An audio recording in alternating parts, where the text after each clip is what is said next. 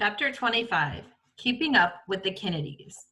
On the second day after the space launch, Big Ma said to Jimmy Trotter, "Now, son, you've watched enough flying spaceships for today. I need to see my program." By her program, she meant the other channel, whose midday news show was more interested in the drowning of the secretary in Cape Cod than in the moon mission. The astronauts could have shaken hands with moonmen on live television as long as one of the Kennedys was in the news. Big Ma had to know all about it.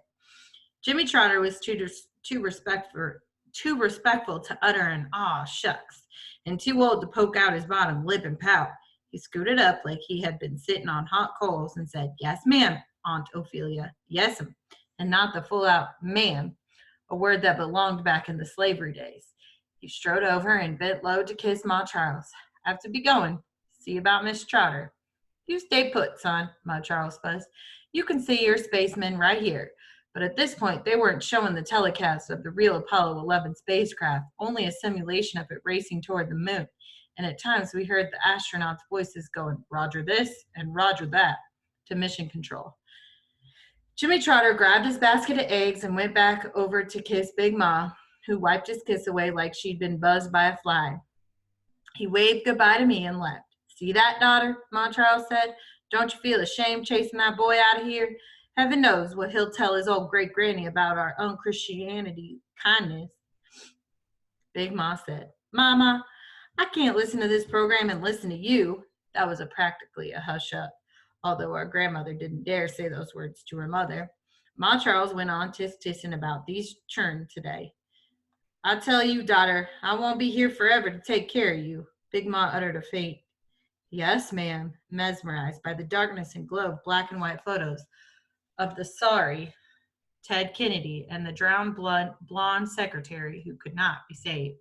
I doubted my grandmother blinked once during the news show, even when there was no more actual news to report about the drowning. Her eyes were pulled into the television screen like Jimmy Trotter's had been, as he hoped for a glimpse of the astronauts instead of those simulations in the broadcast of mission control. Like Jimmy Trotter, Big Ma was hoping for more. I knew which parts Big Ma liked. She liked the parts about how the Kennedys were like kings and queens in America and how tragedy followed anyone named Kennedy. Big Ma wouldn't vote for a Kennedy, but in secret, she liked both the ballroom gowns and the pillbox hat Jackie wore as Mrs. Kennedy and frowned upon the slacks and shades she wore as Mrs. Onassis. She liked seeing the young, important Kennedy's family, and in her way, she liked the sadness of the country weeping for them. It was a story of them that she liked. When the newscaster gravely reminded us that this new tragedy sealed the final ending to our nation's Camelot story, Big Ma said, "Yes, sir, it surely does." Ma Charles wasn't finished fussing with Big Ma. "But you'll send me to my rest worrying about my only child," Big Ma said. "Don't worry on my account. The Lord will provide for me. Wish you took as much interest in a husband like you do in them Kennedys." "Can't hear, Ma." "Won't hear," her mother corrected. "You know Elijah Lucas won't be eligible forever. One day you'll look over and—" Big Ma finished it for her. "Smell his wife's pecan pies cooling on the windowsill," Big Ma added. "I have a husband waiting for me in heaven. Don't need another."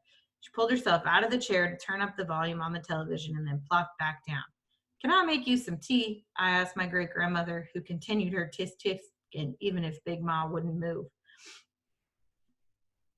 "All I've done for that one there." Ma Charles pointed at her daughter, but Big Ma refused to look her way. "I'll boil the water," I said. "I don't want tea," Ma Charles snapped. "Tea won't fix this curse." "What curse?" Big Ma sighed, long and heavy, a moan beneath it. Still, her eyes stayed pulled toward the newscaster. Ma Charles began to tell me about the curse, that Big Ma had to wait 10 years before she had Junior, my pa, and then another dozen years before Darnell came. "Maybe she was sick," I offered quietly. I thought about Mrs. at home, throwing up at the sight and smell of food. "Sick? What's sick? I'll tell you. It was a curse put on my own child to get back at me." My nose and mouth scrunched up in disbelief, but Ma Charles went on. "Nothing would give my father's daughter more pleasure than to see my generations cut off before they got started. The Lord shows you, be careful what you wish on others. You'll wish it on yourself." She almost smiled, then fixed her face, probably as not to gloat over Miss Trotter's family tragedy.